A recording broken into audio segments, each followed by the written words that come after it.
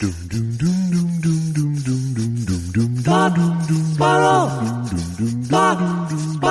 2 Jews, 2 mics, 2 hours, starting now. Hello. Hey, hi, Josh. How are you? This isn't the second attempt. This is the very first time you called. Yeah. It didn't just happen. There was no technical glitch a few seconds ago, so don't even draw attention to it. I'm the man who breaks the fourth wall and does nothing with it. It's true. Didn't even put in a sliding door this time. I know. And the only emotional growth is that I resisted saying the sliding door tag. Which I always, and it came to me, just like normally comes to me. I said, no, he's probably heard that. But I wasn't sure because of the early onset dementia. Right. Couldn't be sure about it. I don't like this get up. Hold on. He's doing a costume change. No, I just turned around. You know, can a man like me get a nice wired headphone that's good quality, that's not $5 million? Okay, I'm an idiot. There's probably a million brands, but I hold on to this set that I got with Cocoa Puffs. I got this with a box of Cocoa Puffs. Huh. And 1972. No, I wouldn't be eating cereal. 1970, boo! You're fun. You know, if all else fails, well, don't cry. You could edit this. If you were able to edit genius like genius, that's your problem. You don't know how to edit genius. Not yet. Not yet. No. First, you'll have to meet genius. That's right. They say you need 10,000 hours. I've got like 45 minutes. I say about Malcolm Gladwell, he's in his second 10,000 hours of a descent into obscurity is what he's into. You're honing that joke each week, which is good. That's nice. No, because he goes, I don't know if you listen to his show, but he says, No, I don't either, but they it's not even I listen to his show, but I listen to other shows and they come on with him. Mr. Malcolm Gladwell. And it's always, there's a commercial thing. He's going, we're having the race. The intellectual race 5,000, but it's not an intellectual race 5,000. It's some kind of commercial venture that and we've teamed up with Subaru and we've teamed up with the people at. Give me one more name of something, but it's not a car company. I can't. There's no brands. Okay, let me tell you this. I'm going to tell you this right now. I did this joke yesterday. It's an update of an old joke. I was at a Parkinson's benefit. How'd that go? Really good. It was really, really good. My mother had Parkinson's and you're laughing at me? So anyway, this was a joke. This was the joke I did. So I said, it's an update of an old joke. But I said, there's a restaurant near me and you'll laugh when you hear the name. And the name is Sincerely Syria. They opened about 10 years ago. They came here during the Bashar Assad regime. The first name of the restaurant was With Regrets, Syria. Then I followed it up with the tag that I had from the joke that never worked before that I'm adding back in now, which was in Canada there's a furniture store called Fashionably Yours. You know what I also like? Very Truly Shoes. Nothing. Yeah. Zero. But I shouldn't have unveiled it at a benefit like Andy's that. New Netflix specials. Signs I saw. Eat. I've already had that in my app. Why should everyone not have the pleasure of driving with Andy? I think that's a good point. Now I like when you can tell me why something's going to fail before it fails. You know what I mean? So I don't go down that road. By the way, Sincerely Syria, both delicious. But it is? Yes. Wow. But why wouldn't you tell me this earlier?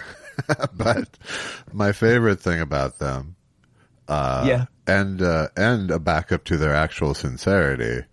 Well, right. I was looking at their menu online once, and under the French fries thing, they were like, French fries aren't a Syrian thing. You know, we do them because people want them, but we buy them from the restaurant supplier, and we make them according to the package, and they will be soggy when they get to you. That's right. That's sincere. It was very You know what I'm saying? yes. That's why they mean sincerely. Yes. Dear food consumer, we're not in Syria, and we really can't produce the amazing dishes that we had back home. But basically, we can't even get the right curry. No, that's not what they use. I don't know what you're doing. No, why don't you shut the fuck? Is it Mediterranean-ish? Think about it. Think about it, Andy. I don't know where Syria is. I don't know where the Mediterranean is. But Jewish food is like Mediterranean food. So it's not like I understand geography. No, I don't understand Jewish geography. food is Eastern European. Israeli food is Mediterranean. Let me tell you something. This is the best you're ever going to get me right now, Monday, right in the Sober Monday. All right, should we end it then? Should 401 be the end then? I don't know. Because if you're not aspiring anymore. That's true. But I must say this, though. I can't take jokes like this. It was like a story about the Wall Street debacle. And I don't think they should do jokes like this. He's a finance. He's not even a hack comic. And so he's going, and we spoke to Shmecky Shmoopian about the developments. And he goes, yeah, I'm worried because my 401k is now a 401z? No, my 401k is so down now. It's a 201k. 101k. All right. I just find that unsatisfying. That's not good. I don't want to hear comedy when the fucking economy's collapsing. Do you? I didn't like it when Wolf Blitzer came on. I went, it's all so popeless. Okay. Settle a bet for me. All right. Wolf Blitzer has not been on the air in years, correct? He is currently on the air. With the Situation Room? Yes, or whatever it is he does now. I cannot believe that. I owe Susan $10 and a ticket to a Scott Jennings lecture. You get it? Anybody? Scott Jennings. He's going to talk about 2 hours about why it's very patriotic to extraordinary rendition people. You heard me. I did. It was an extraordinary rendition of that joke. Okay, so I did what I did, the Parkinson's thing. Oh, did Arsenio threaten to punch you? So funny. So Arsenio's there, and I had never seen his stand-up really that much. Was he a stand-up? And he was a stand-up in the clubs, or did he start out as an actor in movies? No, he was a stand-up in the clubs. Okay, and I hope he's not listening to the show. That's the only thing I'm concerned with. Yeah. Okay, so no. Here's the thing. I didn't think I didn't necessarily think he was. I'm trying to say this in a diplomatic way. He wasn't unfunny, but it wasn't. He wasn't. It wasn't. What do you mind trying to say? It's not cutting edge comedy. Right. Well, you know. And it's also a little. You would have liked it because he did a lot of. I saw a guy take a shit before the show, and why are you taking a shit in the comedy club? Stuff at your level. I think you would have enjoyed. All right. Well, I'm sorry I missed it. So. I see him, and here's my hope. My hope, that the whole thing, right? No, I'm just sure. I mean, I filled in the blanks. I talked shit about Arsenio. He heard about it. Here's the only shit I ever talked about Arsenio. I said, I feel sorry for African Americans. They have to accept Clarence Thomas as a role model. They have to pretend Arsenio is entertaining. Okay. I did his show. And then he found out about me doing it, and he got very mad. He did not have me return to the show. So Fair enough. Absolutely. So he goes on in the middle of this. First of all, that's minor comment. The fact that he came down and did this benefit for a very small charity. He's friends with Jimmy Burns, who's an old friend of mine. I can tell you a little bit more about that. Yeah. So. So who were we talking about? Not Jimmy. Arsenio Hall.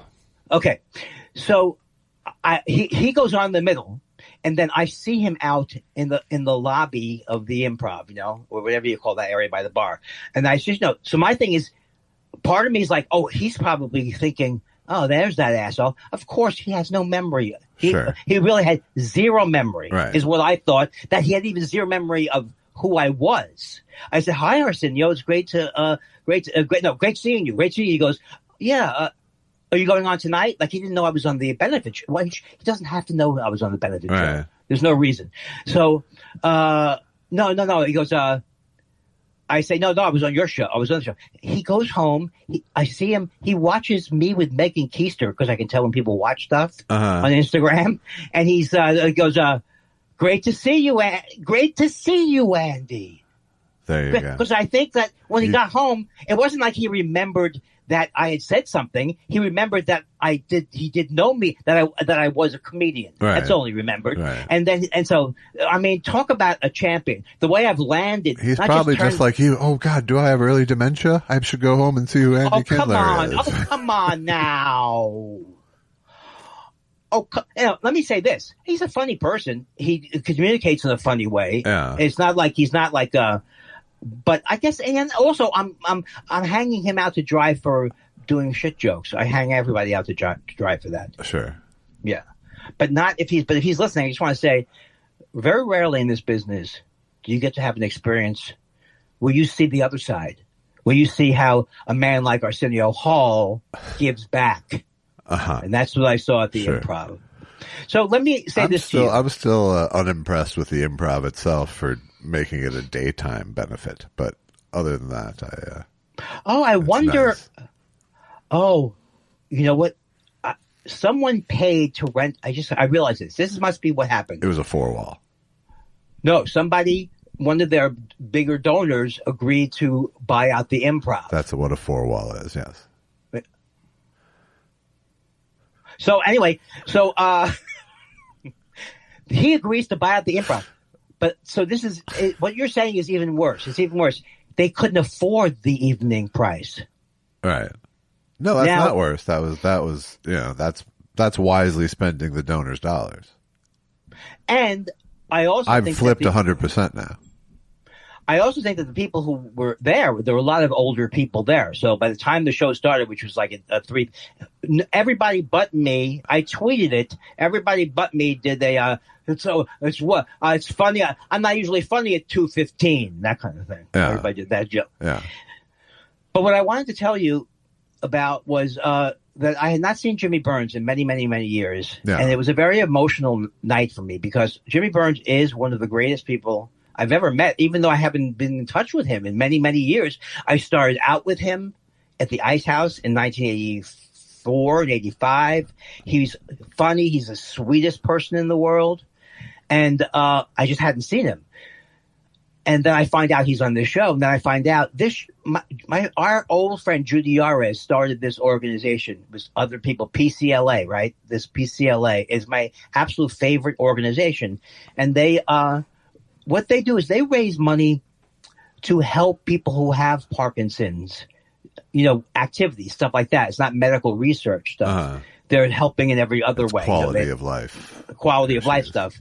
So, so Jimmy, I think he told me he got it and he got diagnosed in 2019. Yeah. So, which is right about the last time I saw him. Yes. And and Judy was telling me that Judy is a godsend. Her husband, Sandy Yarez, was a really great friend of ours. Very funny. He started stand-up comedy at 70 years old when he got Parkinson's and everything. It was funny, but it was type of thing. I'm going to do this. I may never get a chance and all that kind of stuff. Bucket list. It's bucket list. So, and he did not just one show. He did several shows. Yeah. And they were funny. He was a very funny guy. So, Sandy is Judy's husband. He passed away. So she started this organization. And, so I've learned a lot. And of course, my mom had Parkinson's. I did the joke about my mom. I said, my mom, she lived to 90. She lived till she was like 90. It was amazing. People like that because they have Parkinson's. And it's good. That's a good age. And I said, and she was also very funny. Like once she said to me, Andy, call 911. And I said, why? She goes, because I have to get out of this chair. So everybody kind of knew related to that joke. And so, what they didn't like is when you went, sorry folks, my Parkinson's material's a little shaky. Don't ever do that and ever say that again. That was a good turnaround, right? Okay, look, but here's the thing. Okay, look, I didn't do this line, and Susan says I shouldn't do this line. She was right. I'm telling you in advance. Okay, my mother, and she lived to 90, and let me tell you, that was way too long. Something like that. Something Actually, implying. I'm going, once again, I'm flip-flopping. I'm with That's you, right. not Susan. Why not? Because you, right. You're flip-flopping. You voted for that material before you voted against it. That's right. So I talk to Jimmy Burns, and he tells me, I'm not talking out of school, because he goes to every Tuesday, he goes to the thing that they have, like, just hanging out with people there. And she's been she's helped him with his medication. She's helped him. She's just a brilliant person and she cared for her husband for all those years. And so he told me, he was like, this has been really horrible, is what he said. This has been really, really, well, and considering really just like hard. what, like this beautiful sort of soul he kind of is, and and he ran marathons. Yeah. Oh yeah. No, I mean, he was I used to play softball with him. He's a fit guy. Not that softball tests your fitness all that much, but one can tell. You're not talking about the shape that you were in. You're just saying exactly, he was in. Exactly. I'm pulling a quad while I do go to first. But a quadraphonic stereo? Yes, from 1971. Okay, so right. So here's the thing. No, but what I was saying, the thing I was saying. Oh, I'm sorry, Josh. I'm very glad that Jimmy has that kind of help, because it's hard for me to imagine him sort of navigating the complex system of medical care that must come along with Parkinson's. Yes. And that's exactly what she helped him do, because what she was saying was like, just in general now, you may go if you go in a certain system, you may see a neurologist, and they may, recommend, and then the neurologist is a different neurologist, and then you have to wait. It's very hard to get in to see a neurologist. Right. So she helped them navigate this stuff. Oh, the nerve of them. Am I right? See, it's a neurologist. Sometimes humor is not the way to go. I've learned that myself. You've learned that for 30 straight years.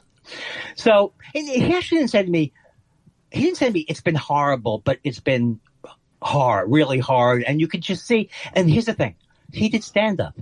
Yeah. He did stand up for the first time in years. Oh, really? Years.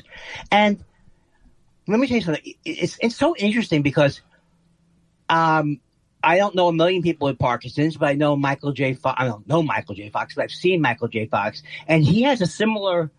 It has a similar. You know how Michael J. Fox kind of like goes. Whatever the shakes is, it manifests itself in different ways. Right. But there's a similarity to it. So there's this kind of going back and forth and back and forth. And he was very, very funny. He was extremely vulnerable. He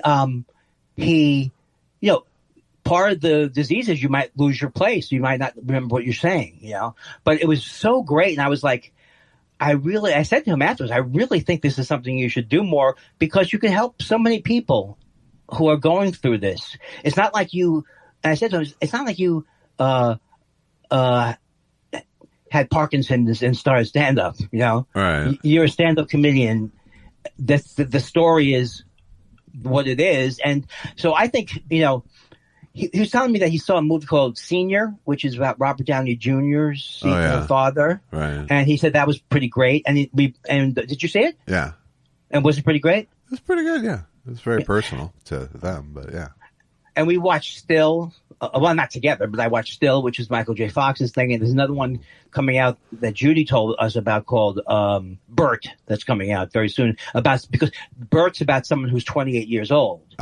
So, I asked her, because we went out to eat afterwards, and, obviously her husband passed. Her husband was, I think, mid-70s, okay? But her husband had a lot of health problems his whole life. And he was a wonderful person. He had a lot of health problems a long time. So, so I just asked, what is, what would be with someone like Jimmy's, what would what's the word called? Prognosis? Yes. She said he could live 25 more years.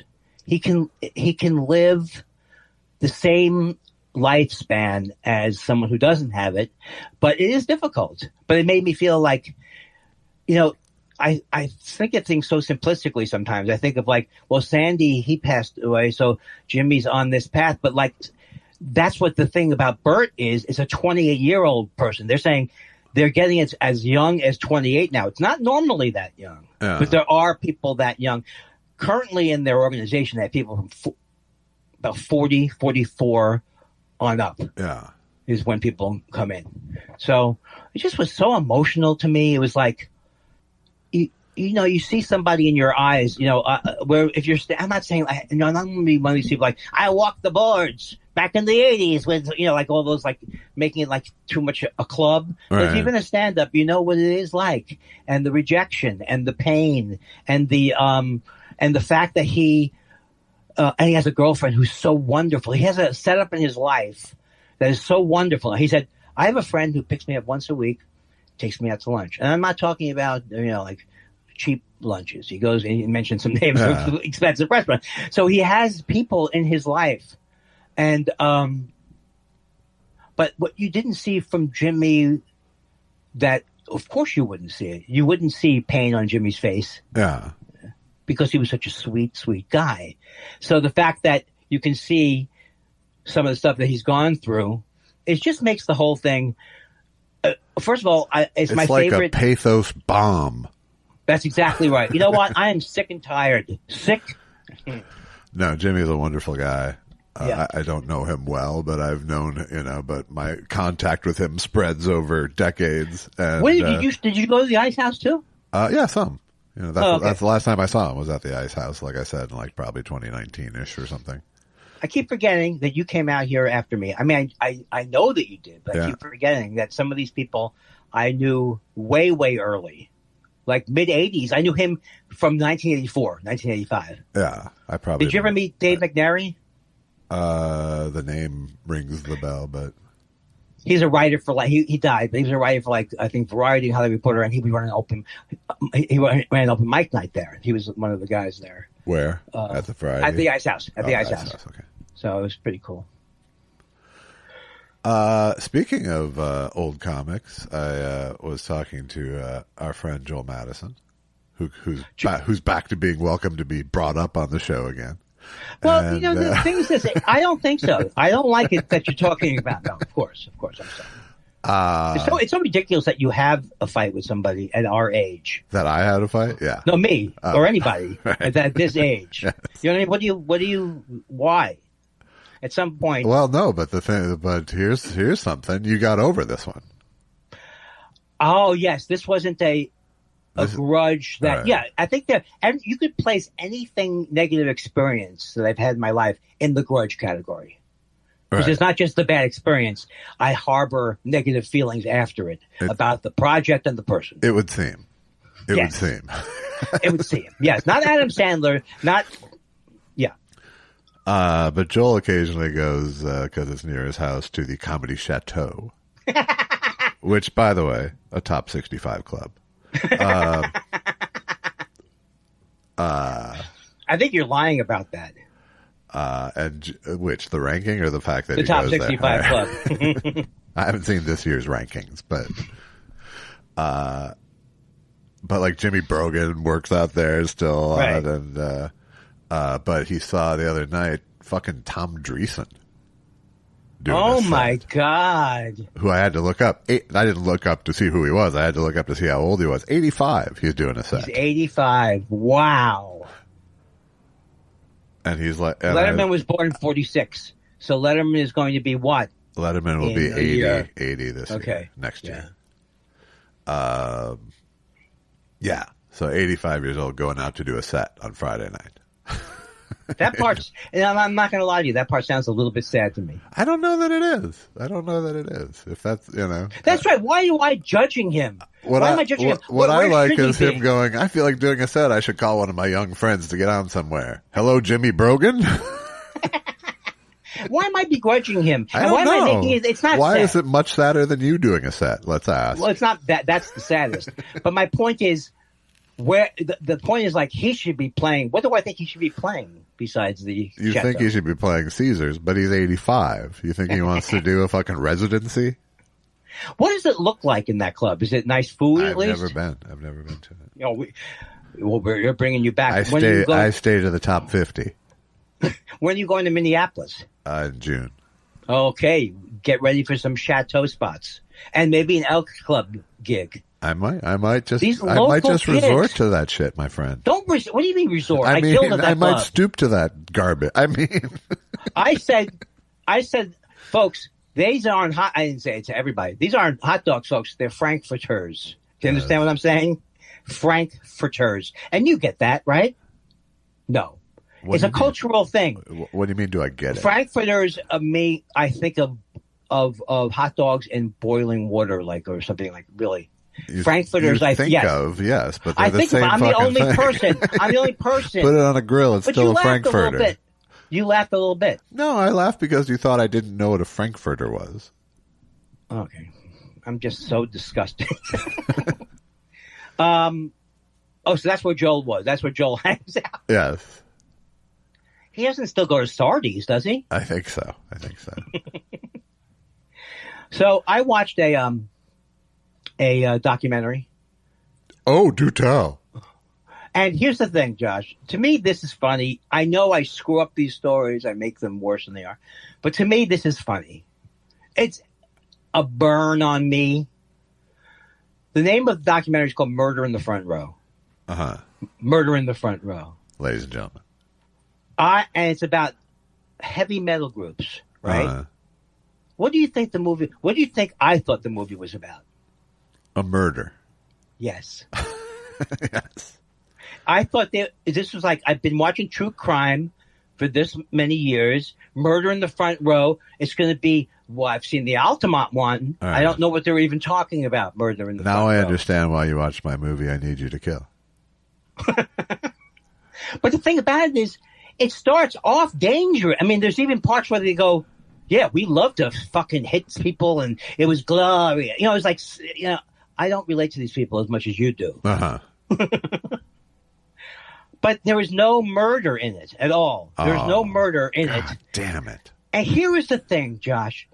Did you watch the whole thing? I watched the whole thing. Yeah. And how many documentaries do I have to watch with the Metallica people in them? I mean, I love them, but it's enough already. Not when it's the music related, though. So here's the thing I'm going to say. Okay. It is literally impossible to watch any kind of that kind of music after Spinal Tap. I didn't like it before Spinal Tap. Yeah. The I think thrash metal. That's the key, is that your introduction to it was through Spinal Tap. Right. But even these guys, they're going against the glam band. They would beat up posers. Yeah. And so to me, like, they're beating up posers. When was this documentary? 1983, 85. And I didn't even know, and they say the San Francisco. Like Sunset Strip based, or no. It's the San Francisco scene. Metallica moves up to San Francisco, and so anytime I hear the San Francisco scene and I see another, I expect some music, but that I'm familiar with, like.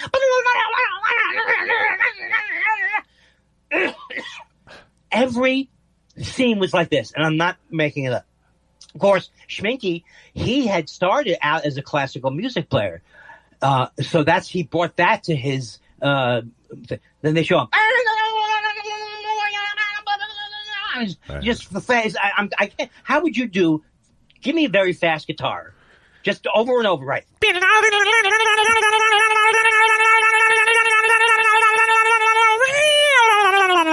So Schminky came from classical music, so he brought that whole different, depth to the band.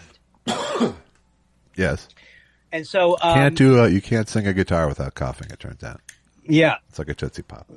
But then it seemed like Spinal Tap. It seemed like Spinal Tap. And here's the things that they said about these bands. They were even faster. I guess there was a band called Slayer. Uh-huh. They were even faster than Metallica. Sure. They were even faster than Metallica. Sure. So this was speed metal that we were talking. Yes. And I suffered from the fact that I wanted to be the next Yngwie Malmsteen. I wanted to be like a studio musician, right? Sure. But then I couldn't. So I wanted to play faster. I realized that I couldn't play that fast, and I also realized that ultimately it's not that much fun. You were Steve vying for attention. Now, Steve Vai, I don't think he's got to be more complex than these people. He is. He's more in the Zappa world of speed playing. Oh, well, that's interesting. But these people, Metallica, God bless them. But here's some of the things. Rat, they pulled a sewer rat. This was the kind of pranks. They put a sewer rat in one guy's house. I mean, it was crazy. And then they got into the devil worshipping stuff, which was just crazy. Sure. Everything about them was crazy. Yeah. And nobody. So the point is that it is still, till it ended, I thought there was going to be a murder. Yeah. That's not. Wow. That's, yeah. You know, when you want something to be something, you start to have clues. So when they said how violent they were and they would punch people, they had the sleigh crew who would beat up people in the crowd. It was actually it was actually in a Netflix category, not for the literal minded. But who are this? It's like the Slayer trade, and they said she made a comic book out of it. The Slayer trade. People who would come and beat up posers. We have any posers here? If you had a Motley Crue, I don't know why Motley Crue is worse than Metallica, but according to them, if you came into their goddamn club with a Motley Crue T-shirt, you're going out in a pine box. Motley Crue's hair metal, I think, in there. That's what they were against. Yeah. That's what they were against. Yeah. And meanwhile, I was against hair metal too, but hair metal was a perversion. Wasn't it a perversion of stuff that Bowie was doing cleverly? No, I mean the sort of makeup-based androgyny of it, maybe, but it wasn't. It New York Dolls. It wasn't really a descendant of that. You know, David Bowie was a descendant of greatness like that, right? David Bowie preceded the New York Dolls. Okay. Really? Yes. Okay. Well, I'm very, very stupid. I think they start. Okay. You know what half-cocked means? I will go off half-cocked. I mean, Ziggy Stardust came after the New York Dolls, but David Bowie he in the mid-'70s, I realized that, but I think they were also MC5, whenever the MC5, I can't talk intelligently about this whole thing, but Bowie, whatever he was doing was not what the hair metal bands were doing. No, I agree. That was my point. But you're even saying they're not, I thought they were maybe influenced. I was trying to give them the benefit of the doubt of being influenced by earlier, and maybe Kiss was influenced by the New York Dolls, but no. I think Kiss maybe.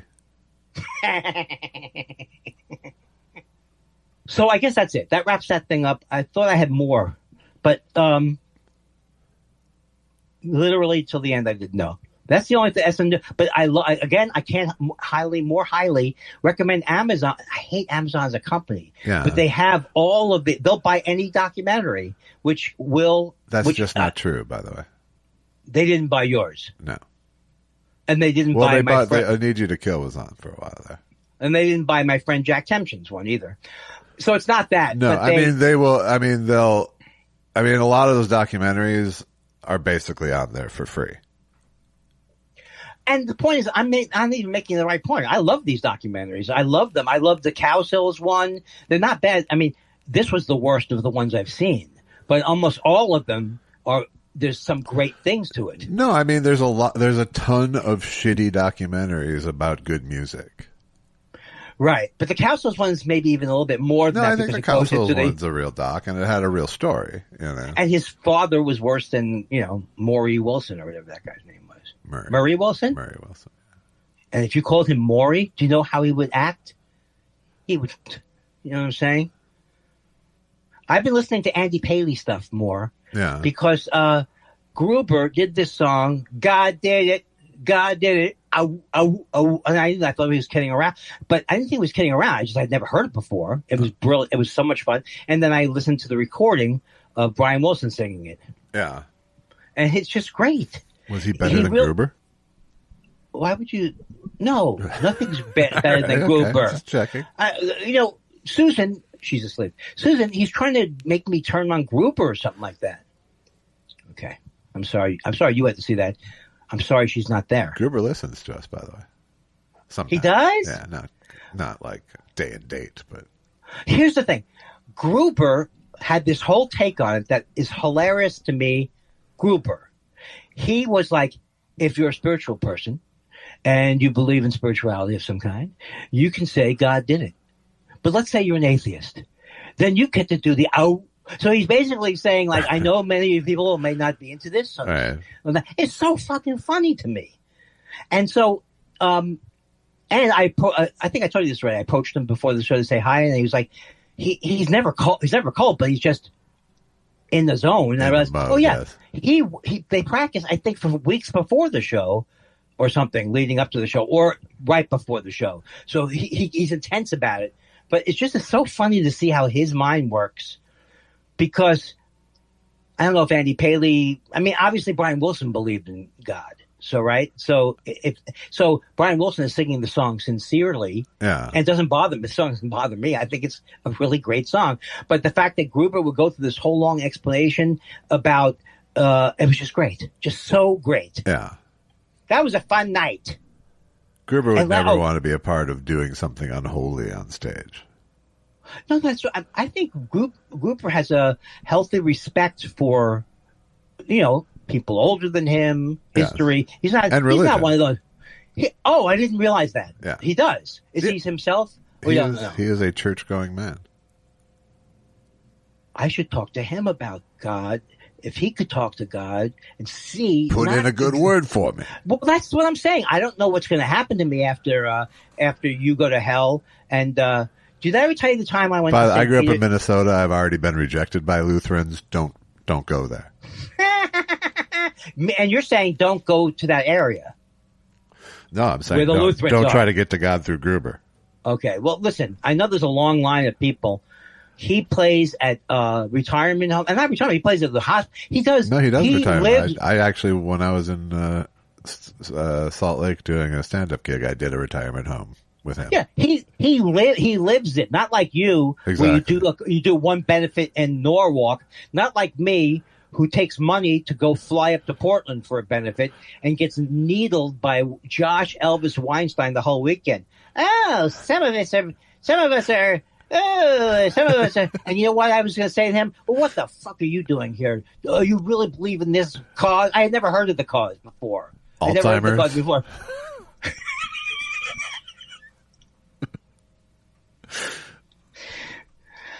So, anyway, how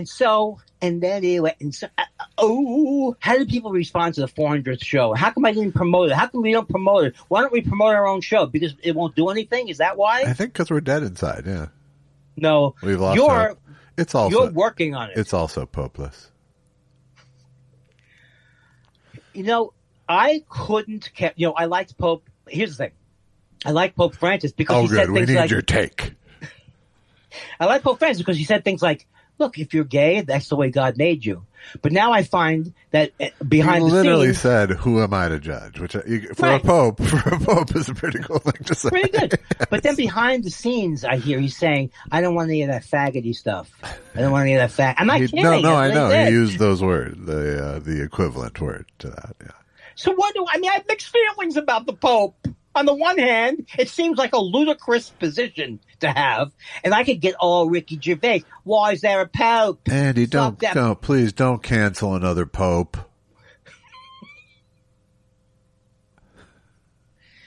The other thing I want to say that's so great about Blue Sky is there's a comic, his name is Robin Ince, and he was a longtime friend of Ricky Gervais.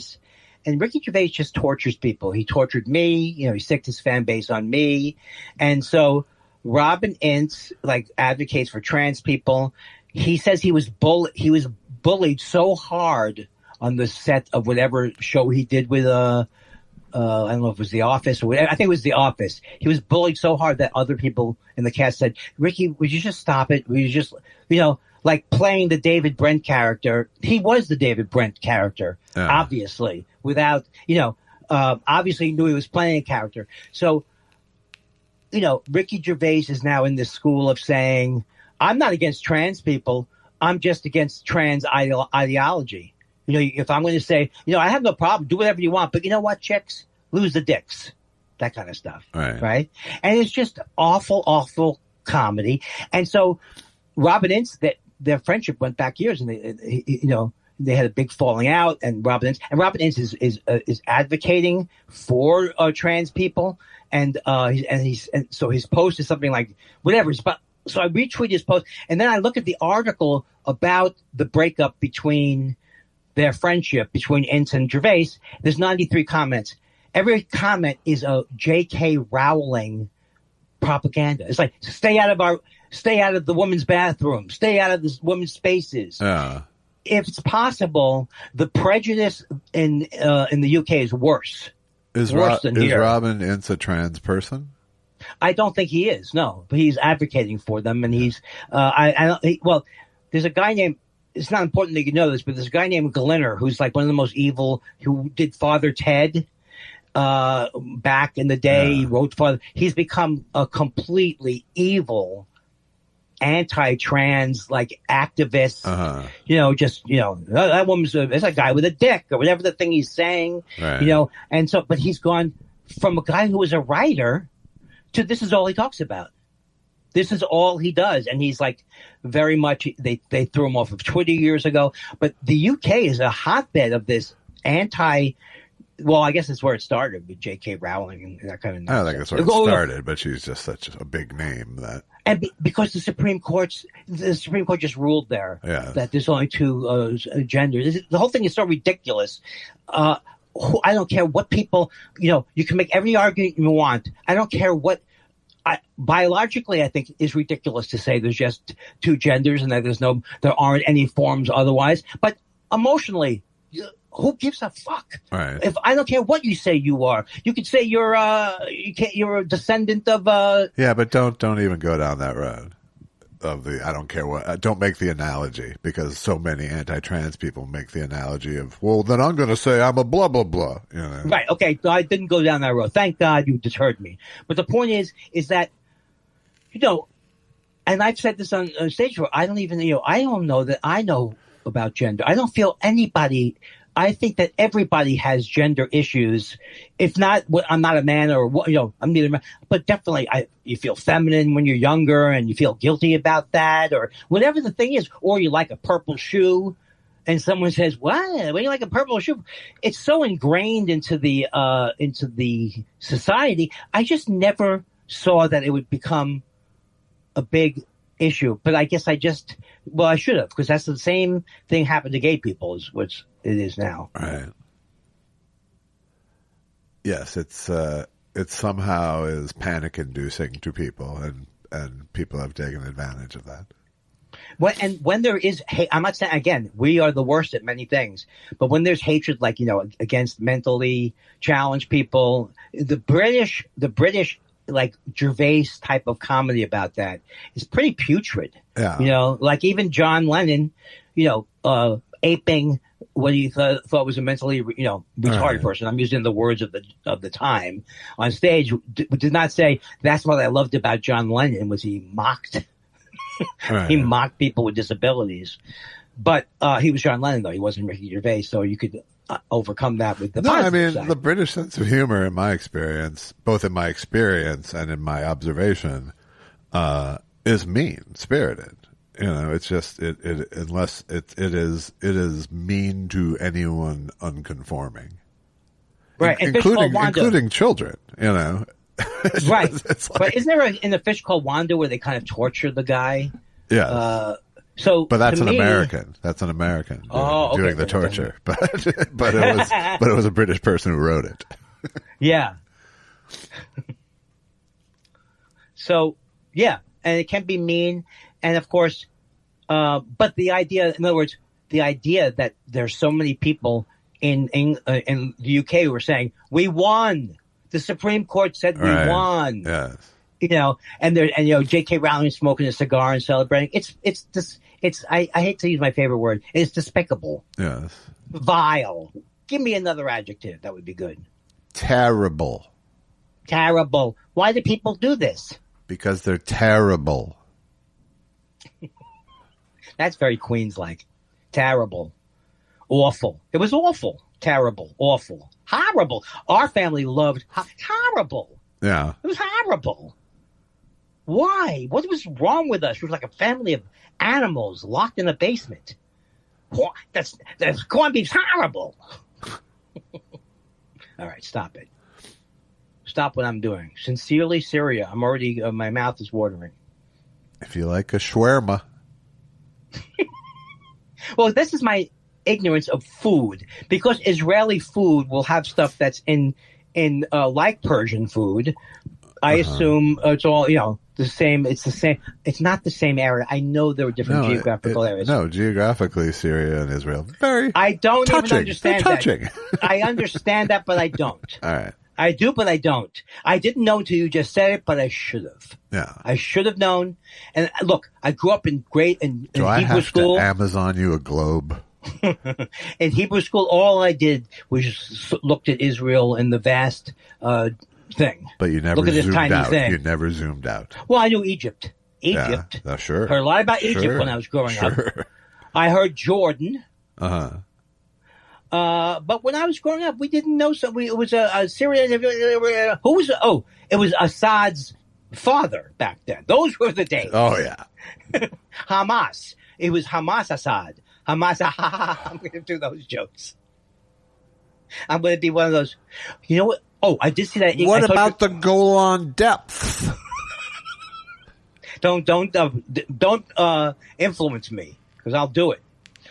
I know I talked about Iggy last week, but I really do think it's funny that they did. I don't know who did, but one of the guys called Mo Howard to see if it was okay if they could call themselves the Stooges. Oh, really?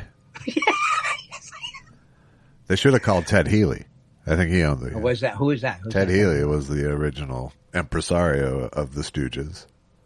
Oh, and he wasn't a Stooge though. He was not, but he assembled the Stooges as his. And he wasn't Zeppo. Basically, his comedy background singers. The thing is, like, people don't realize Keystone Cops. It sounds like a simplistic idea that was overdone, but it really was overdone over and over and over. Yeah. I don't know. I've seen more cartoon renditions of Keystone Cops than I've seen of the actual Keystone Cops. That was my silent movie guy. Oh. You could tell, couldn't you? I had an inkling. There is a fog upon L.A. Don't sing that. I was on the John Mulaney. Someone told me that you were on the John Mulaney show. Yeah, this happened on our show. No, but I found out what it was from. Yes, from Jimmy O's, your picture. Yes. Don't tell me I said this story already. No, it happened from our show. Someone wrote in a letter, told you it happened, okay. and you... And then what did I say? You said, that's why they said I was on the show. I should watch it, because it's about me. No, not just about me, David Spade. Other diminutive celebrities. That's fantastic. It's also about that. Oh, good. But Susan said they did linger on my photo the longest. I'm not bragging. Because it's the funniest. Yeah, because I'm so short that you would have thought I wouldn't even be in a 5'8" and under. I would be in a... Do they have just an under? Folks. I thought you shopped at a Hobbit hole. I don't want to say I'm short, folks, but when I was a kid, I was picked on a lot. This is the... and my feelings were hurt. And my feelings were... I don't want to say that I was a shy kid, but a kid tried to beat me up and said, meet me at the playground, and I cried, and I fell on the floor. I don't want to say things were rough for me, but in 7th grade, someone came up to me in the playground at my junior high school and said, I don't give a shit about your brother being here. I'll kick your ass. Yeah. First day. First day. Kind of shows what an intimidator your brother was. I just, this is an interesting question for another show or for now. I never related to this, like the things they talk about in this movie about the thrash metal and what they love to do, shove things in the toilet. Yeah. I never went through. I was even with 7. I was real like the joke I used to have. Is this necessary, gentlemen? Is this necessary? Right. But this adolescent thing where you not adolescent, but post-adolescent certainly, but young man energy. Right. Allison was watching a series of murder stories that tell her about Murder in the Front Row. All took place in. She did watch the fall of Western Civilization. Decline Part 2, of Western the decline of Western Civilization, Part 2. After she watched 1 last week. Oh, that's cool. And I haven't seen all, 2. That 2 is all heavy metal. Okay. You have to. Can you help me? Can you help me where I was? Yes, you're talking about the fact. Oh no, you don't freeze me. Don't freeze me by asking. If you would just continue talking. Allison watched Decline of No, Western Civilization. Go back one. Oh, no, Young Man Energy is what we're talking about. Young Man Energy. Young Man right. Energy, So, which is awful. okay, but Allison, no. Allison was watching this. It was all about murders at fraternities, basically, with a sorority or two thrown in. But it was all Greek. No. Okay. The Decline 2 was tangential. That's what fucked us up.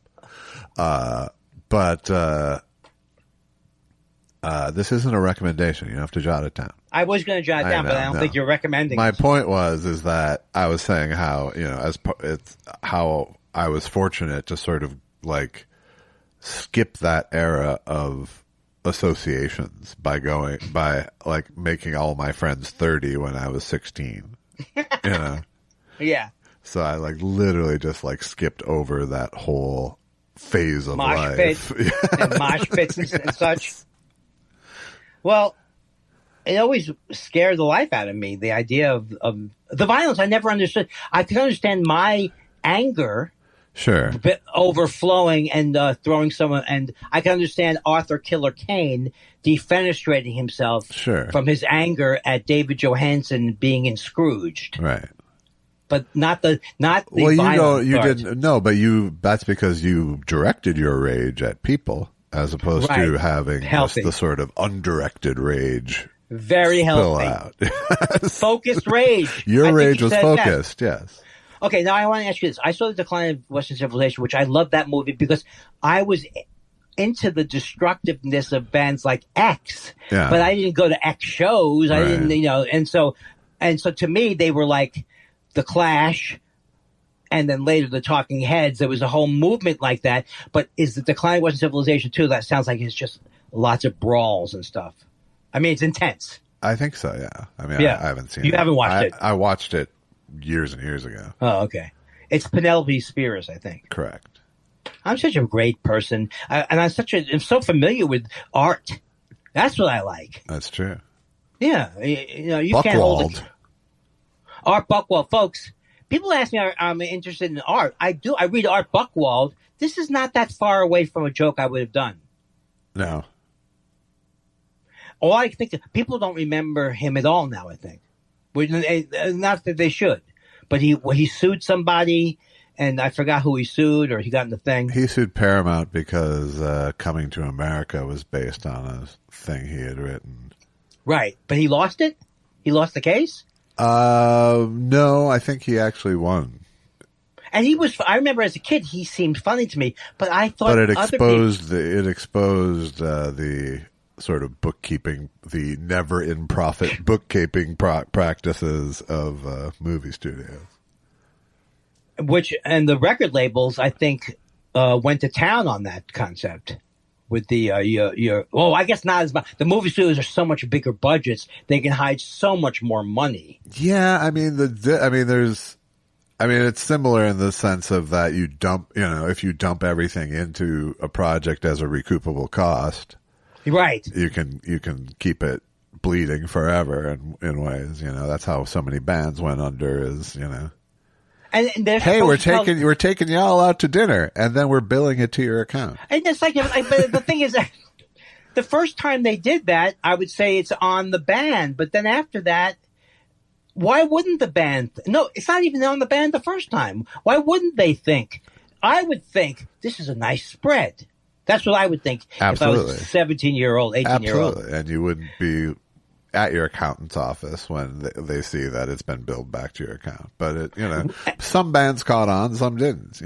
Right, and this is a particular. I mean, it's always terrible with contracts, but this is a particular time period that was like. Well, it was a particular time period, especially in the sense that there was just no way around. I mean, now there's ways around the record companies. Right, right. There was no way around that. There was no way around. It was you could choose not to play the game, but then you're not in the game. Yeah, and then I think the fact that the record labels and the movie studios that they always said the thing I liked about them was they said they didn't do it. It's like they're like the cigarette companies. Yeah. We aren't responsible. Right. I admire not taking responsibility, ripping people off, and lying. Can I introduce you in a President Trump? Oh my God, folks. No one. People. I noticed that a lot of people aren't talking about him on stage. I talk about him on stage now because here's the thing. Susan said, "Don't say anything," but I don't think I'm going to get rounded up now. That's good. But I might get rounded up. But I'm not being quiet yet. I don't think you're on the high. I don't think you're in the first round. Well, also, I think you're more like a fifth round Kindler draft. Does not sound like someone from El Salvador, you've right? Put your Judaism on the record. No, it doesn't sound like El Salvador, though. Right. I put my Judaism on the record. I want to say this. And but it does maybe sound like an escaped Nazi who moved to El Salvador. It does. That's German. Very, very German. And I want to say a lot of people think I had something to do with my grandparents changing their name to Ellis Island. I had no connection to that. And I wish they had stayed with Yankowitz. That's who they were, I think. Yankowitz? So they went from Yankowitz to Kindler? To Kindler. That's a weird jump. No, they went to Kindler in Germany. I think they were, I don't remember. They probably got the name from Germany of a corporate. Don't talk to me. Like I always assume that it's because we pronounce it Weinstein, it's because Minneapolis was such a German town. And I don't know if. Right, that makes sense. I don't know if it was just like they stopped correcting people who kept calling or if they did it to assimilate more. But can I say this, though? Did you ever think about this? Maybe your parents weren't the swiftest. Maybe your ancestors were. Please insult my grandparents, not my parents or my great-grandparents. Oh, yeah. Where should I go? Insult my great-grandparents, actually. Oh, my great-grandparents were not the swiftest boat in the... Swift boats. Swift boats. Thank you. Thank you. I'm not good at accusing others of being stupid because I have a lack of verbi. I can't come up with the words. Sure. I'm getting a little tired of my self-deprecation, but it's not like I didn't do every joke. Should I show you my set last night? I'm not going to do the whole set. Some of your AI insults. Here's my set from last night. Offend GPT. Did you go on there? I did this is how many jokes I did. Well, Jimmy Burns did a joke about his politics were progressive, and now he has a progressive disease, which is very funny. Yeah. Who would be the only person who could say I have one on that level? Me. I said I used to have a joke. I had a progressive lenses. They once voted for Dennis Kucinich. Yeah, I am so sick of sentences that start with "I used to have a joke." Now I also have this. I transferred it from Kevin James to me now. I haven't had any work done on my act. People aren't going to remember that I told about it. It makes more sense with me. So and then you're going to go through your whole act here? No, it's over. I thought maybe it's not that I wanted to go through the whole act. What I wanted to do is I just also do want to say that I am very proud of the Roy Rogers joke. You know, the Roy Rogers joke is that I'm coming up with material that nobody could laugh at. So I say Roy Rogers was triggered by his horse. So if you're young enough, if you're young, you have no idea who Roy Rogers is. And if you're very old, you don't have any idea what the word triggered means. All right. Perfect. You know, I think you're jealous of my terrible jokes. I used to think that I'm jealous of the lack of shame involved with them, really. You know what? You think it's easy to write jokes like this? Yes. Well, no. Do you think it's easy what I do? Not writing jokes? Think that's easy? Being unprepared? It's not easy. But I did get I don't want to say mojo, but between the Andy Paley thing and this thing, and the Elks. I really do feel like I'm not going to be doing what you just said as much. What? Here's a joke I had. I think I'm back into, I'm a stand-up. I'm enjoyable. I don't say I'm enjoyable, but I'm going to do this material. And just whatever comes out of my head, I'm going to do. I don't care. I like it. Yeah. Pure Andy. Not the distillation we're so used to. Yeah. I don't like the distillation of me that's happened. No, is it in the media? Yeah, I mean, like a lot of people tell me on stage, get in touch with your anger, is what they say. Why can't you be negative sometimes? Right? Yes. Oh, the myasthenia gravis bit worked very well. Myasthenia gravis went very well because there were some comics in the back who related to the whole joke. So I didn't say Andy Paley had it. Because at the memorial, I blamed Andy Paley for it not working anymore. All right, and then you reneged on that. No, I just said I took Andy Paley out of the equation. Sure, there you go. You see how I do it? Now you just have a random disease chunk. No, I said I had a friend. Don't you get it? You took you didn't take him out. You just took his name out. I took his name out, but it's not about. I didn't say this. My friend had this. Don't worry, he recovered, but recently he died. I don't do that. That's good. I don't do that. That's good. That is poor craft. Can you really use the word craftsmanship in relation to what I do? No, you're right. That's it? We're done? Okay. It makes the boom, boom, boom, boom, boom, boom, boom. It makes the boom, boom, boom, boom, boom, boom. It makes the boom, boom, boom, boom, boom. It makes the boom, boom, boom, boom, boom. It makes the people. What you gonna do? Do what Andy says. Let's make some who. I said people. Listen to what you now. Got no choice. But you make some who. Let's make some who. We'll make some who. We'll make some who. We'll make some who. Come on now. Come on now. We'll make some who. Come on now. Let's all. We'll make some who.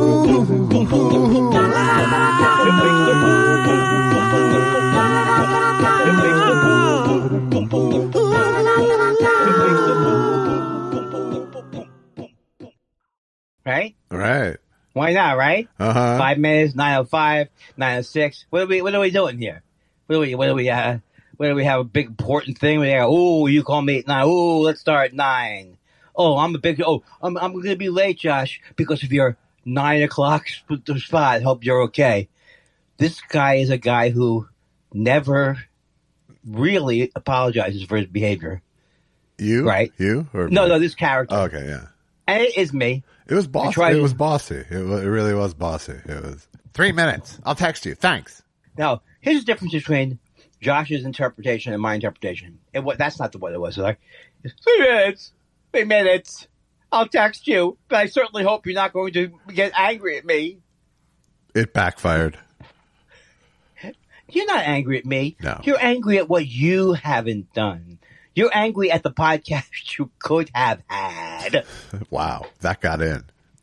You're angry about all the people you burned bridges with who were nice people that you had to eventually come to my thing. Oh, God. That's really, it sounds great when you wipe the windscreen like that. Am I ever going to get an articulation maybe some award? Sandpaper against the mic? Would you like? You know what? Let me tell you something. I'm not only tired of what you're doing to me, I object to it, and I'm exhausted from holding you up for the last 5 years with my editing and my mastering of the show. You know, I heard they don't call it mastering anymore. They call it the prime bedroom thing. Get it? No. They don't say, if you watch HGTV, they don't say master suite anymore. Thank God. They say the primary. I don't watch HGTV, so I don't know. You do, you love it, you love it. And I haven't been house shopping since the 90s. I bought a car. I think it's cool that you went with the Cybertruck. I think that's a bold move. No, Josh, that was not a Cybertruck. The guy said I bet the deals were great. No, he told me that's not Musk who made it. It's a guy like Musk who is just as bland taste-wise, but not as evil. Is that bland, would you say, the Cybertruck? I would say it's not bland. It's like in your face. Yes. It's like... It's a middle finger to design.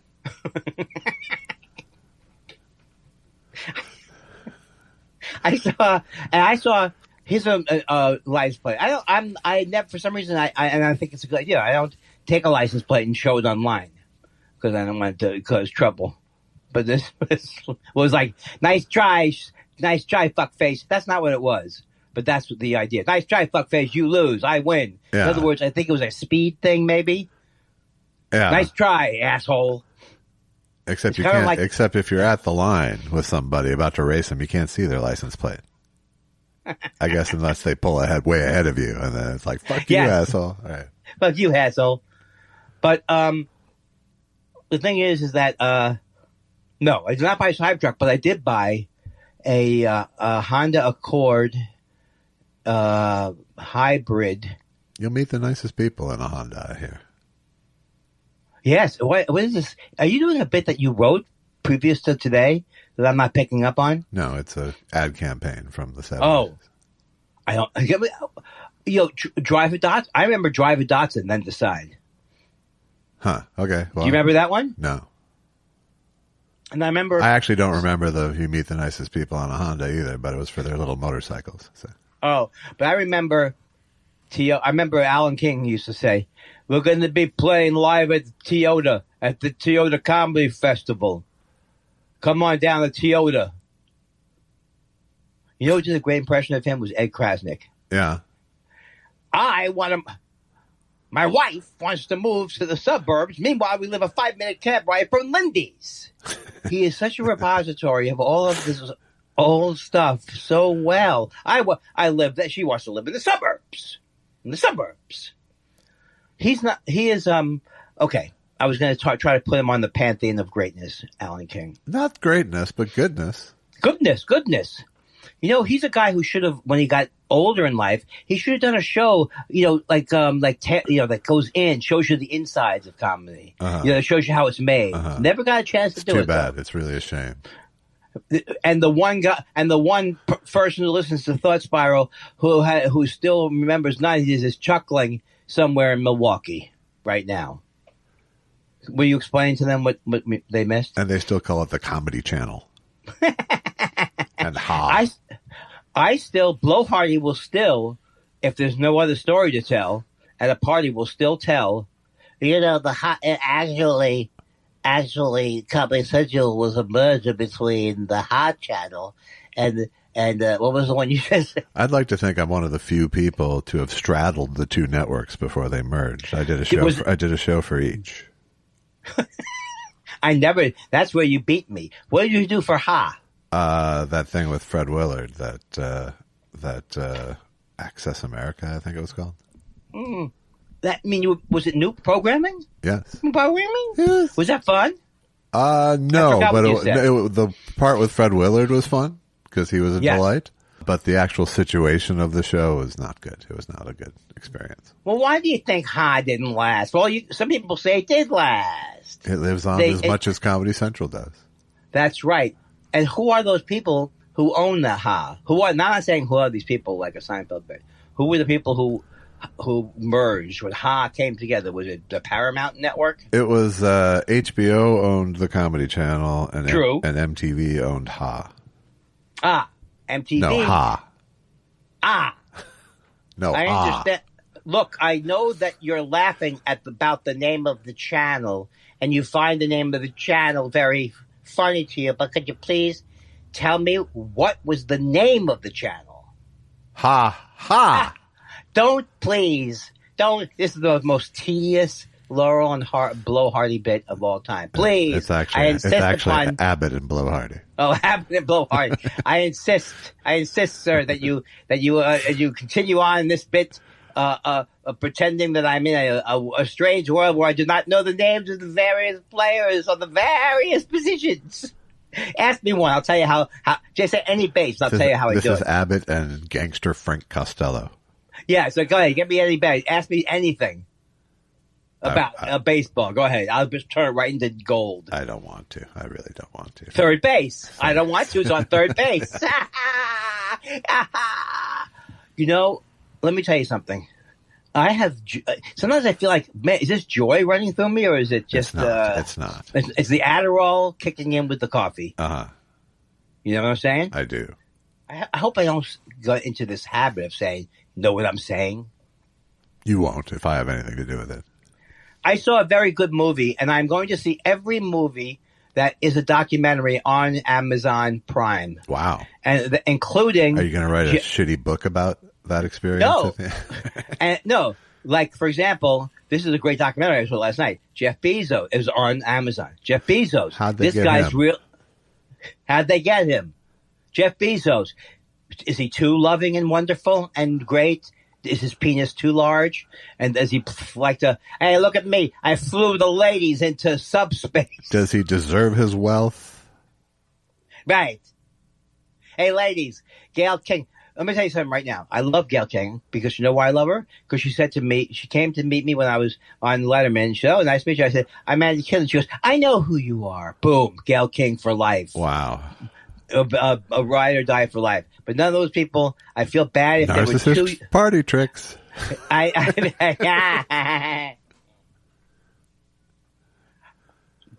okay. So anyway, the Descendants are a band. Okay, so I'm watching every documentary on Amazon. So this is the Descendants.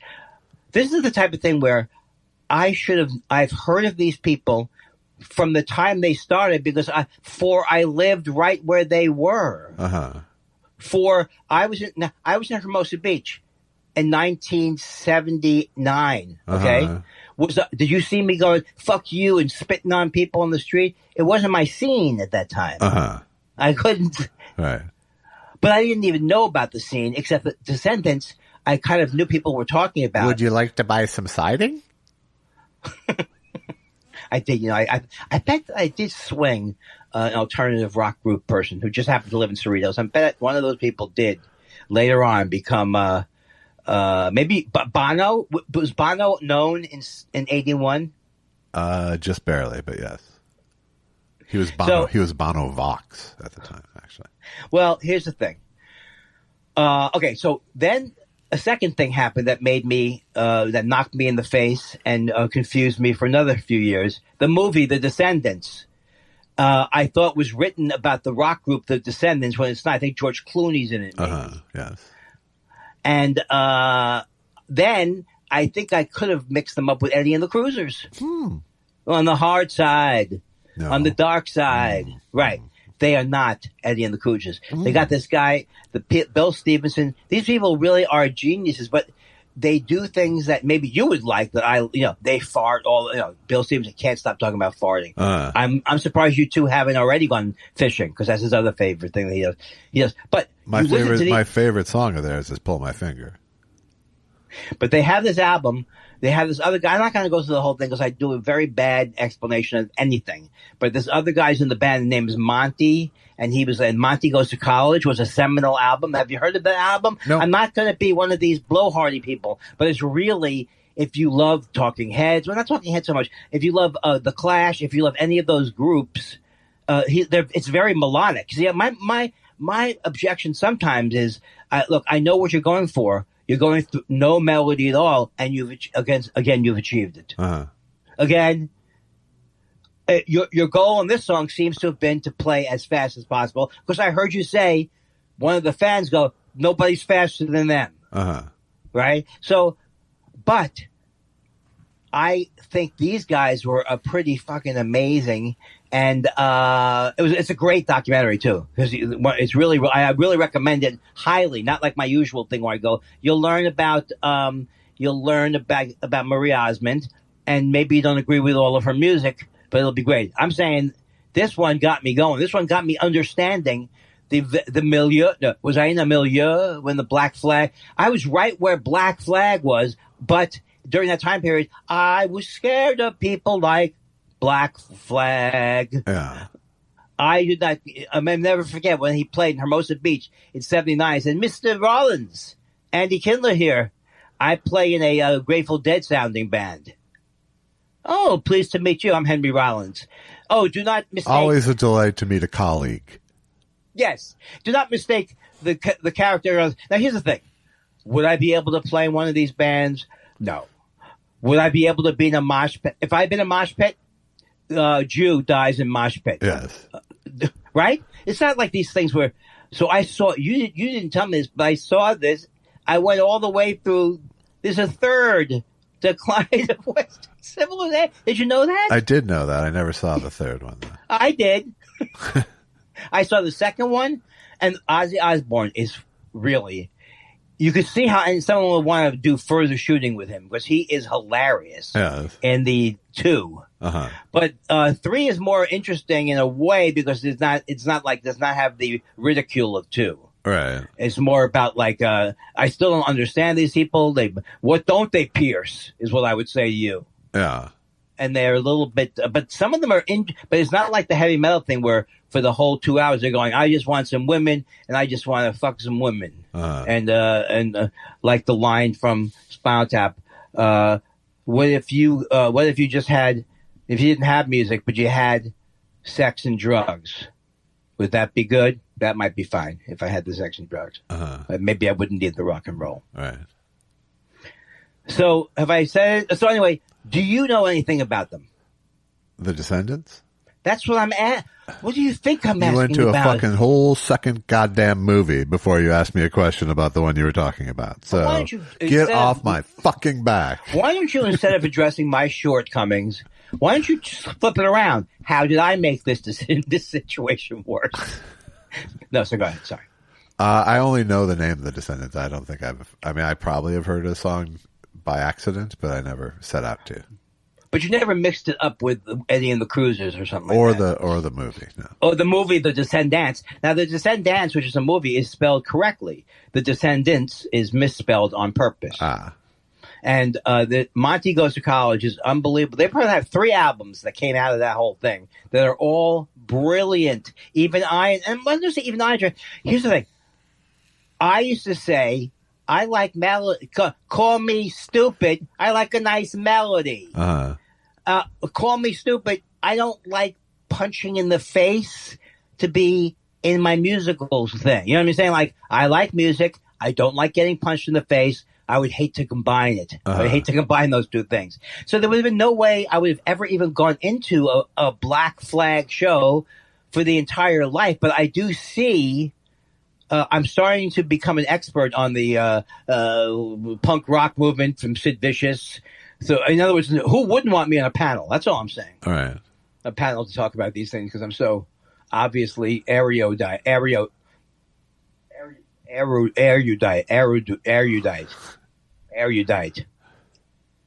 Do I sound like I'm erudite when I spend 9 minutes trying to pronounce it? Indeed, sir. Indeed, sir. Indeed, sir. And, but I will say that I highly recommend that everybody do what I do right now. Stop what they're doing, stop their living, stop their lives, and just watch music videos on Amazon like I'm doing. I'm doing it, so you should do it. Sure. Because it's not just a good thing to do. I insist on it. I insist that you do it. So are you happy with your car purchase? Yes. Oh, my God. This has been the theme of the there. last couple of weeks is me going back to the car story. Well, I would like to thank Josh Elvis Weinstein for, if it wasn't for him, this would not have happened.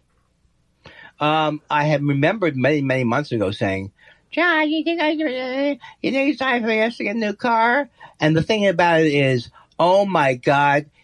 Here's the definition of being materialistic is when you just go, look at my Ferrari or look at my thing. But the good side of being materialistic is that you're going to actually enjoy the material. And it's like, I haven't had a cup holder. I had a cassette deck in the 2003. Yeah. And I believe a CD, both a CD changer and a cassette deck. Nice. That's right. That's deluxe. There, in 2000, whatever, there was a thing called a Car Baby where you could hook it up and it would use radio frequencies. But I've never had. I would dream. Now you have Apple CarPlay. I would dream of USB-C. I would dream of a situation where. But here's the thing that's really good about it for those people out there who worry about me driving. Safety features up the wing wang. It beeps if there's someone on your left, on your right. if No. you're leaving your lane, if you're backing up, there's a whole buffer from Andy Kindler to the rest of the world now. That's true. But what I enjoyed was having been a Honda man. I was a Honda man for years before I was a Toyota man. All the things are already, they really haven't changed that much of the way they've placed their stuff. So when I went like this, chip, jip, jip, yes, it missed it. That's right. Yeah. It came right Did you out really of the think thing. they would change those things? Oh, I thought maybe they'd be different on each car. Yeah. But I like not knowing that the car has started. Yeah. That's not bad for me. I love the get up and go that it has. It's incredible. Uh-huh. It's supposed to get 50 miles to the gallon. 50 or 50? The hybrid. Yeah. Yeah. That's good. And I don't know if you'll you'll really feel that on your second tank of gas of the year in December. Right, but here's what I'm saying to you. I feel good about my choice to not. We couldn't afford one anyway, probably. But I don't have the plug-in. I don't have solar panels on my house, so I don't have the plug-in capability. So this is a non-plug-in hybrid?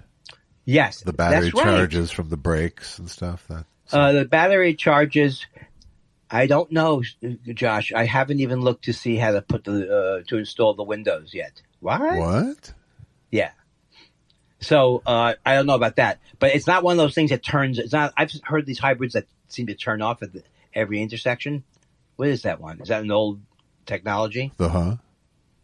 They turn off at every intersection. These cars, they were around for years. I think they're still around. They're hybrids. The Priuses? Oh, is that what they do? And I keep saying that's going to wear out the starting situation. How do you right? So this drives beautifully, and I need the backup camera. This when you have OCD, this should have been a priority. I'm not saying I'm not saying I waited too long, because that's another trap you can get into. But for someone with OCD, you want someone telling you're approaching an object. You're getting too close to a thing. Yeah. Also, you want to be able to see behind you. I also have a beep, beep, beep on the right, like you said, and boop, boop, boop on the left, like you mentioned. That gets turned off in my next car. I can adjust the volume of the music on the steering wheel. What isn't or what is to like. Wow. Yes. That was an old car you had. That was an old car. It was such an old car, and but you know what? I don't want to speak illy because I love that car. It's 120,000 miles. And here's what I'm saying to any of the talk. I don't want to get into your business, but can I ask what a 2002 Camry with 100 and some thousand miles gets you in trade-in? Not much, I don't think. A few thousand. I think it's like we just had it appraised because someone hit us. And so I think it's like $5,000. It's considered to be pretty good because of the low mileage for that year. So I believe it was worth $5,000 is what they said. You want it? No, we're trying maybe giving it away to. Oh, you didn't trade it in? No, because I think we're going to give it to Gina in San Diego. We're always giving things. What a prize. And so her car, she said, what do you want to do with her car? She just started singing 1-800-SCHMOOPS for schmoops. I said, please don't go there. Go with public radio. Yeah. A station of some type. Exactly. There's a part of me that's like, oh my God, Andy, you are maybe for the first time in the history of the podcast, you're listening, you're funny, you're on point. But then I can see that go into kind of a what's it called when you're a narcissist? It goes into like I'm the greatest listener. I know all the great listening. Is that what Trump would say? I know all the great ways to listen. Yeah. I know all the great words. No one's a better listener than me. Right. And I'm sorry I wasn't here for all those years, but thank God I'm up now.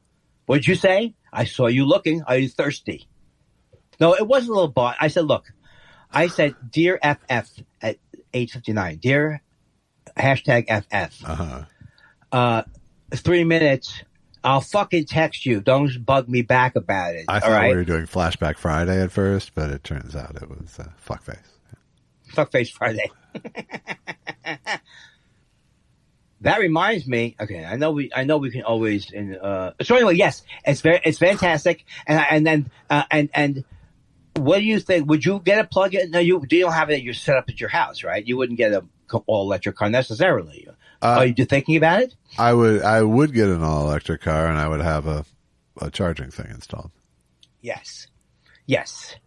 But for me, I just felt like this was a great compromise. I'm still helping the community. I'm helping the planet or something like that. Yeah. What do you do with these things? Well, when I'm secure in my fixed income, I'll buy me a car too. Please don't bring it. I talked to you, and hopefully, I'm thinking, look, I need to talk to you, and I don't want you to make fun of this on the show. I don't want them to know I have $7 million in the bank. Wah, wah. But you can tell my mood is elevated. It gets tiring to be. First of all, there was 2 years when we had no air conditioning in the car. We got it fixed finally. Yeah, that's really on you. Right. And let me tell you something. The thing that plugs from the cassette deck that you plug it in like a cassette deck, like a cassette, right. And it supplies power to your USB or whatever the fuck you're trying to do. It sounds terrible. It sounds like I'm being followed by a.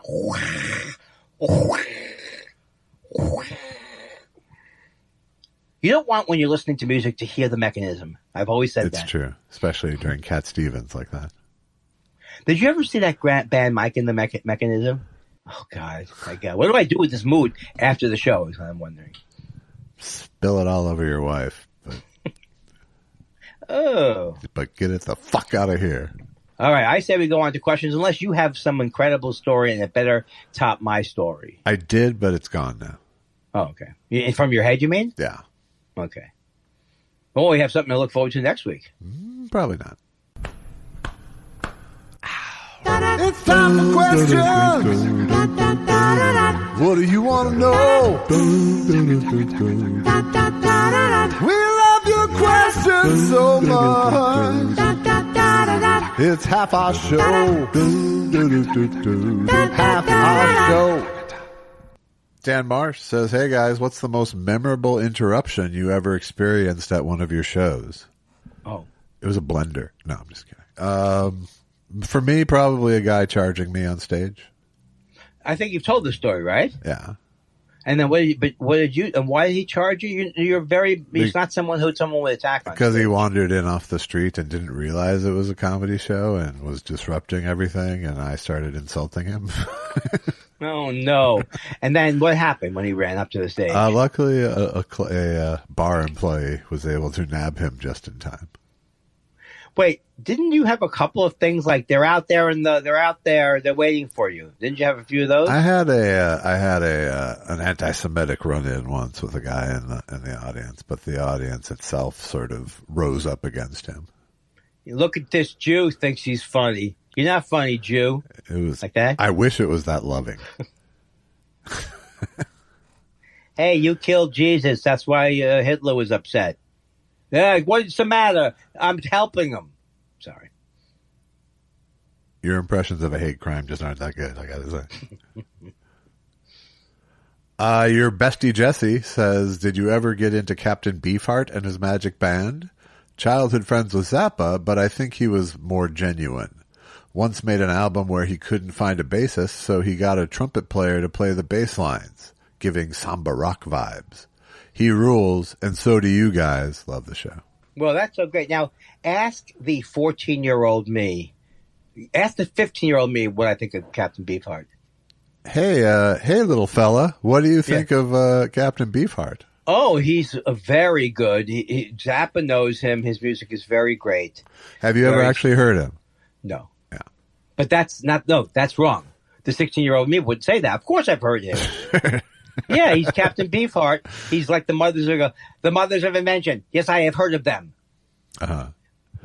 I like the vibe of Captain Beefheart better than the Zappa vibe. It's a more sort of inviting, inclusive sort of vibe, rather than a sort of sneering, exclusionary vibe that Zappa brings. But never actually got into him. No. Was he music? When it comes to truly eclectic music, I have really very little bravery in that regard. Right. Well, that's the thing when you listen to, to get into the punk stuff. I did go to a Residence show once. See, I think I mixed them up with the Descendants. Yeah. Are they the same band? They're not. The Residents are the ones with the eyeball head, the sort of anonymous band with the eyeball heads and stuff.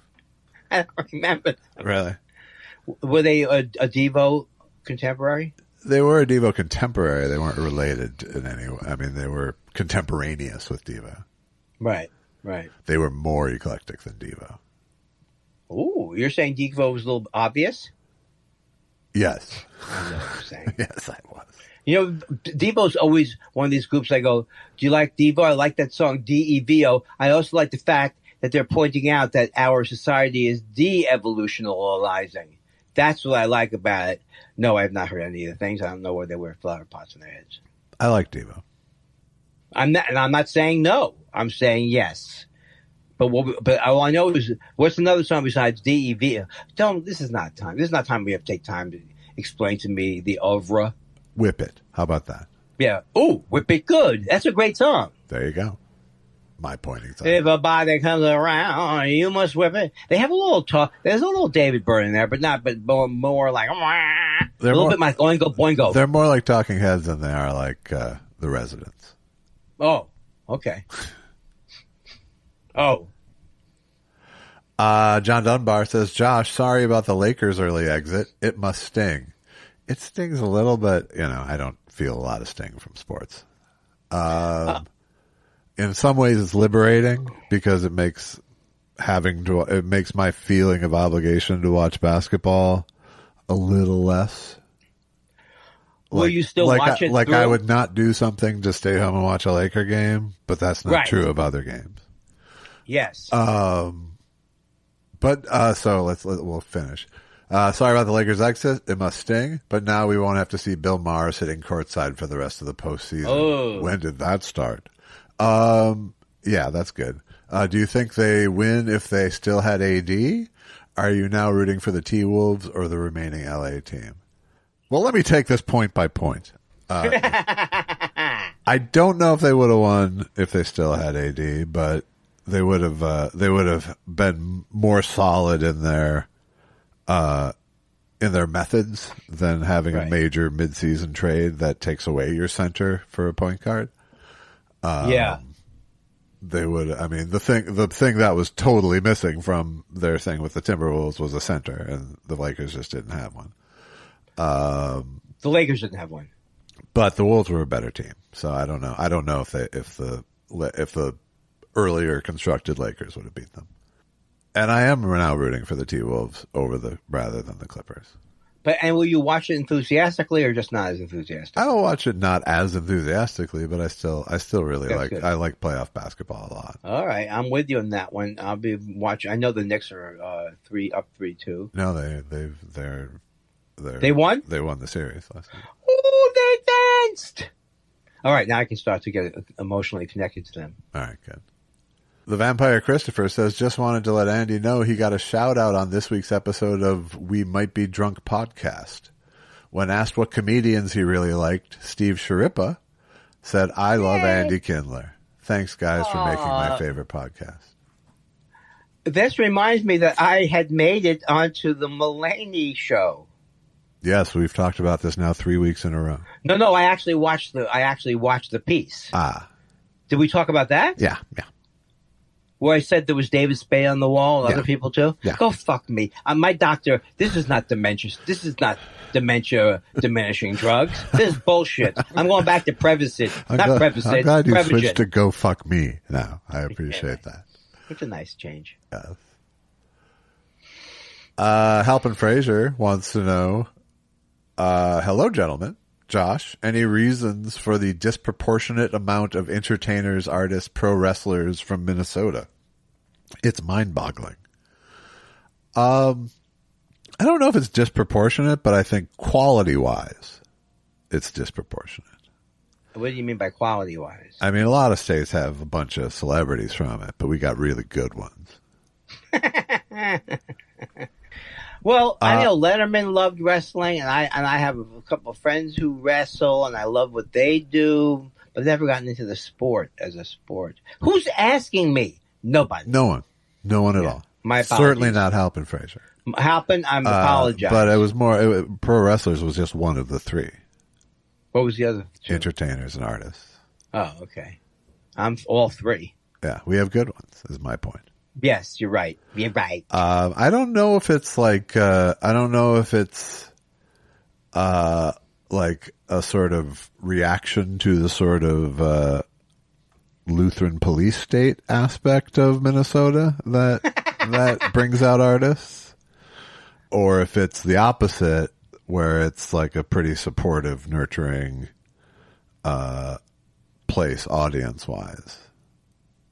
Also, but don't you think it's so close to parts unknown Minnesota? You know, it's so close to, like, I don't know what I'm trying to say. Minneapolis is the state of Minnesota. I don't know. Are you being the human version of that New Yorker cover, where it's just like New York and then L.A., nothing across the middle? No. I don't know. In fact, you'll be happy to know that I forgot what I was saying. Please continue. All right, that's fantastic.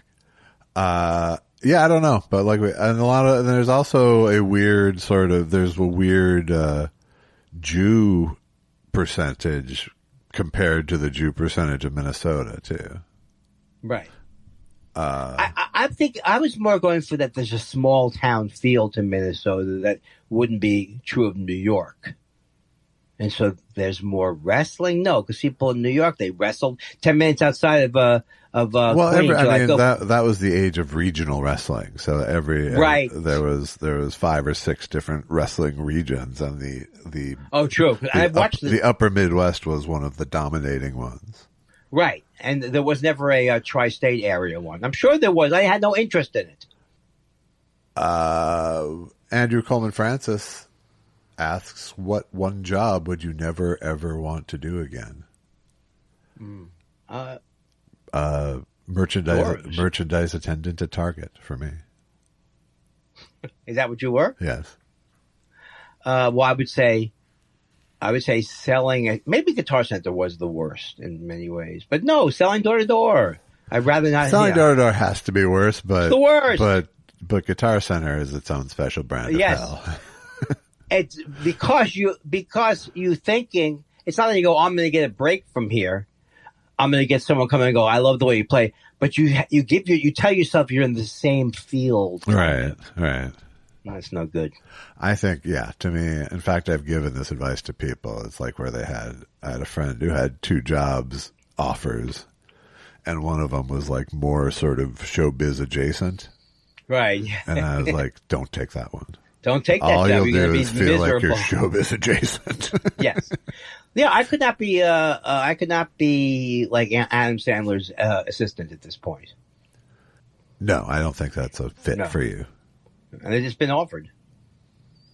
No, lackey was the position. What? I thought that was I thought that was an hanger on. I thought that was a way to say things nice when you don't know how. Executive hanger on was what you. Come on, you said you've already put me down twice. Why don't you go off into something else? I don't think so. I'm kind of on a high. Come on, give him a break. He's an old Jew who's about to die. Give him a break. He falls down when he walks to the mailbox. Give him a break. Craig Kelly says, I was recently at a barbecue, too early in the season, but anyway, and my buddy Winston says he heard there was a project recently that would have James Mason and Andy Kindler doing a buddy road picture a la The Bucket List. Was Winston smoking more than cigarettes? Is this a true story, or is he... It's totally false. I'll never work with him again. Why is that? Am I supposed to be Andy Kindler? No. It's his incessant wordplay.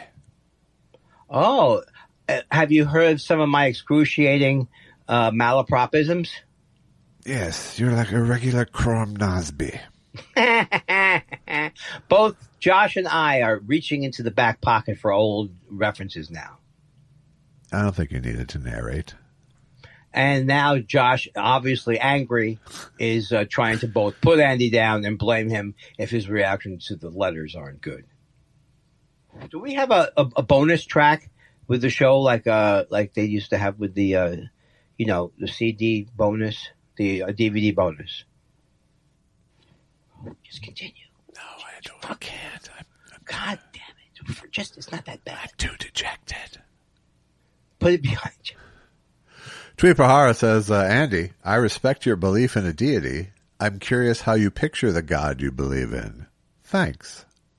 Well, I liked this comment, and I was thinking of different things. And the truth is that I don't usually get a face. Sometimes I'll have faces come in, like, if I think of God, it'll be like, hello, Andy, whoa. But generally, it's not like You're that. Albert Brooks. But generally, no, it's more like a feeling. And I also describe it as when you're playing music or when you're coming up with comedy, that you're kind of plugged into whatever that current is. And the more I talk about it, the less interesting it sounds. I'm not a person who's articulate at all. And I get my feelings hurt when Josh says, I don't get what that means. I take some pride in keeping the test show joke alive for 400 episodes. But it's nothing like keeping a pun about a federal prosecutor alive, like Tweet Bahara has for all these years.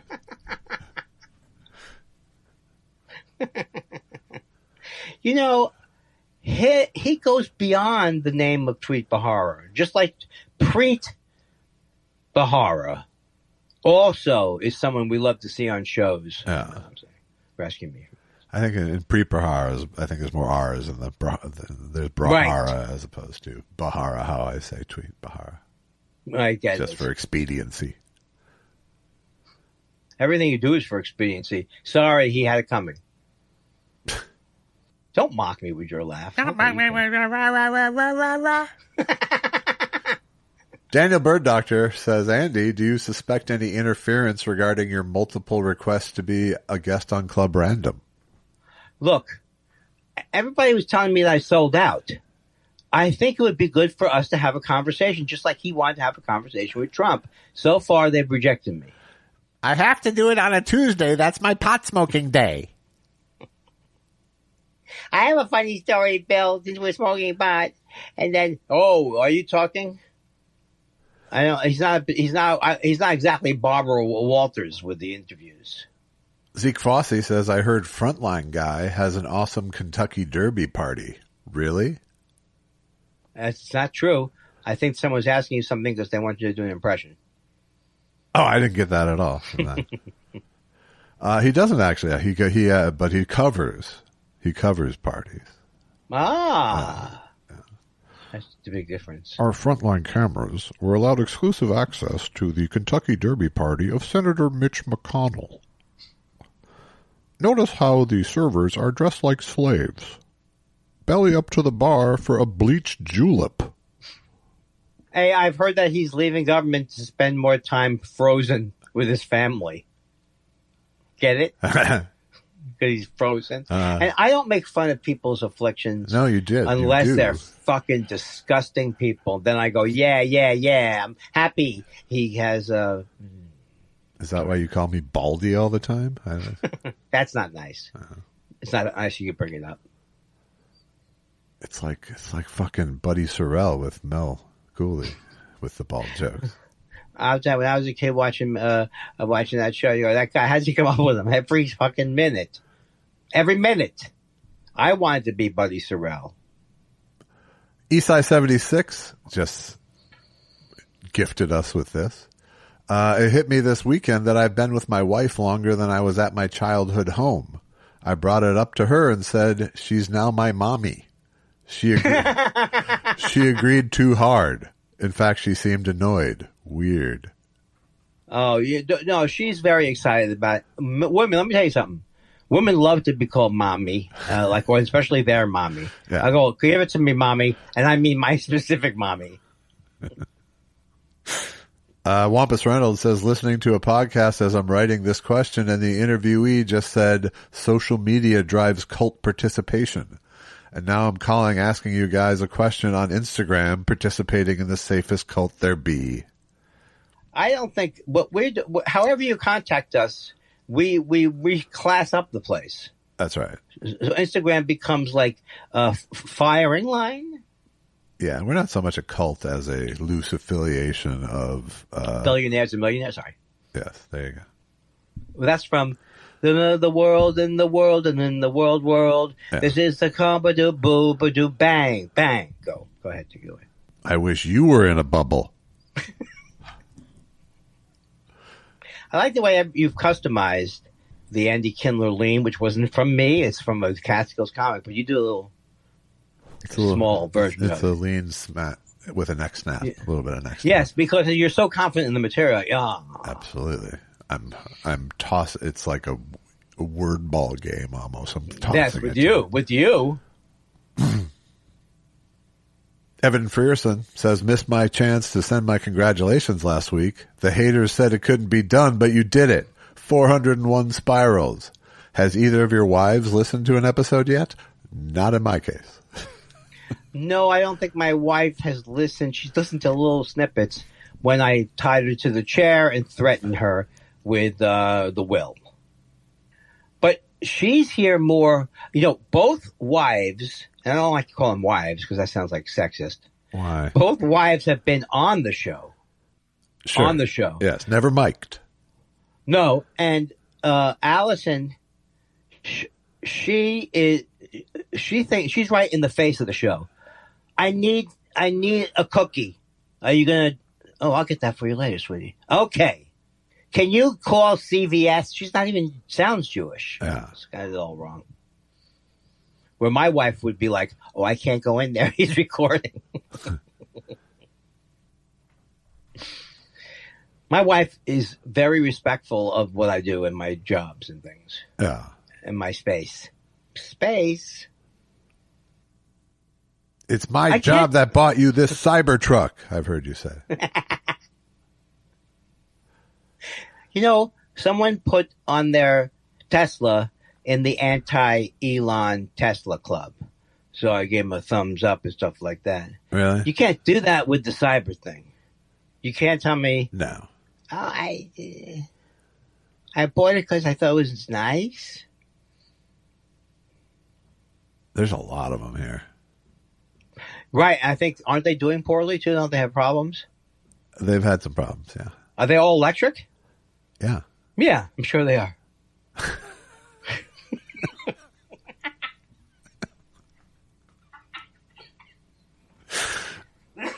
Well, if you needed further proof we were done,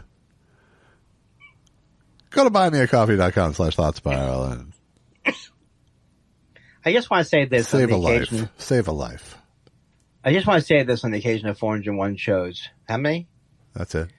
When you get to work with a J. Elvis Oh, Weinstein. all right. Let me settle in because this is going to be truly complimentary. Yes, he's funny. That's true. Yes, he's in many ways smart. But the punchline is he doesn't care. I'm being followed by a